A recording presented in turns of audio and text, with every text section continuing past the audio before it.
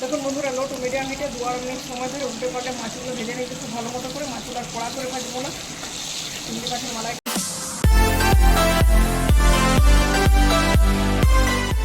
বন্ধুরা, আমার চ্যানেলে আপনাদের সবাইকে স্বাগত। আজকে আমি আপনাদের সাথে শেয়ার করবো চিংড়ি মাছের মালাইকারি। এটা বাঙালির অতি পছন্দের রেসিপি। এই জন্য বাজার থেকে আমি চিংড়ি মাছ কিনে এনে কালকে ফ্রিজে রেখে দিয়েছিলাম।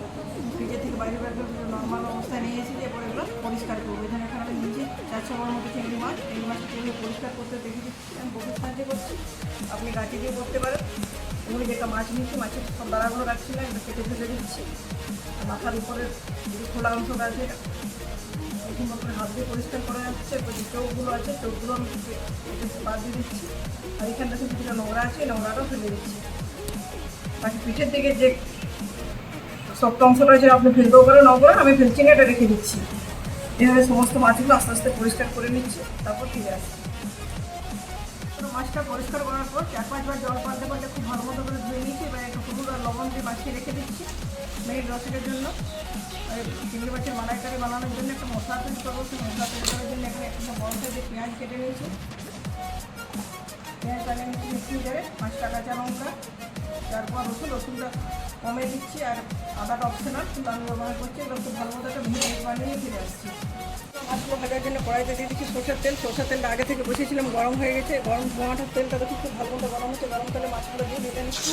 সব মাছগুলো একবারে ভাজা যাবে না, 4-5টা মাছ একবারে ভেজে নিচ্ছি।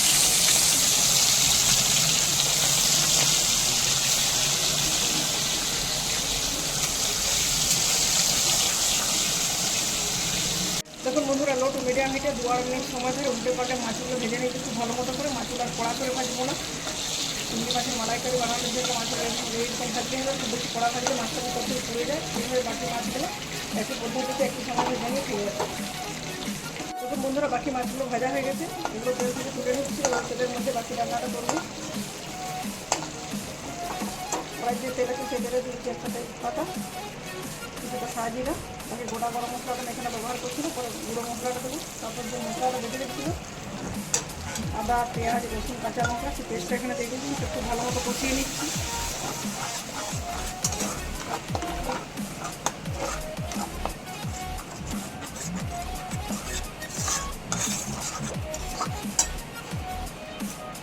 দেখুন বন্ধুরা, মশলাটা খুব ভালো মতো কষানো হয়েছে। মশলা থেকে তেল ছেড়ে দিয়েছি। এরপর যে অ্যাড করছি এখানে গরুর দুধ।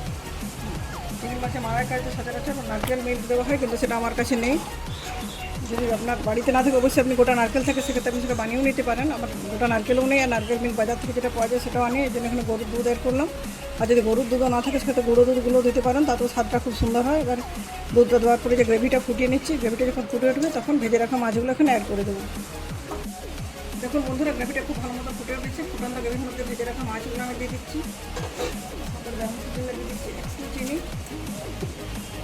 আর এখানে অ্যাড করছি কিছু কাজু বাদামের পেস্ট, অপশনাল। আপনি চাইলে এখানে ফ্রেশ ক্রিমও দিতে পারেন। আমি কাজু বাদাম দিয়ে দিলাম আমার পছন্দ মতো, তাতে স্বাদটা অনেকক্ষণ বেড়ে যায়।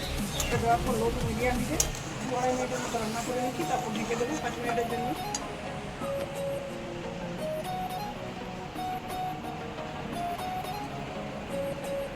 2 থেকে 2.5 মিনিট লো টু মিডিয়াম হিটে রান্না করে নিচ্ছি। আর আমার রান্নাটা পুরোপুরি কমপ্লিট হয়ে গেছে। উপর থেকে সামান্য একটু গরম মশলা ছড়িয়ে ঢেকে দিচ্ছি 5 মিনিটের জন্য। তারপর গরম গরম সার্ভ করবো। গরম মশলা দেওয়ার পর 5 মিনিট ঢেকে রেখে দিয়েছিলাম যাতে গন্ধটা চারদিকে ছড়িয়ে যায়। এরপর ঢাকা খুলে দিয়েছি। দেখুন 5 মিনিট পরে আমি একটা প্লেটে সার্ভ করে দেখাচ্ছি কি সুন্দর হয়েছে রান্নাটা।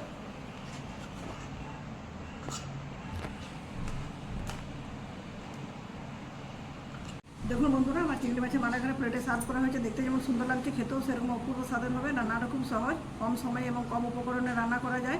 বন্ধুরা, আশা করছি আজকের রেসিপিটা আপনাদের খুব কাজে লাগবে। যদি কাজে লাগে অবশ্যই ভিডিওটিতে লাইক এবং শেয়ার করবেন। চ্যানেলে যদি নতুন বন্ধুই থাকেন চ্যানেলটি অবশ্যই সাবস্ক্রাইব করে পাশে থাকা বেল বাটন অন করে দেবেন আমার চ্যানেলের সমস্ত ভিডিওর আপডেট পাওয়ার জন্য। আর ভিডিওটি কেমন লাগলো অবশ্যই কমেন্টের মাধ্যমে জানাবেন।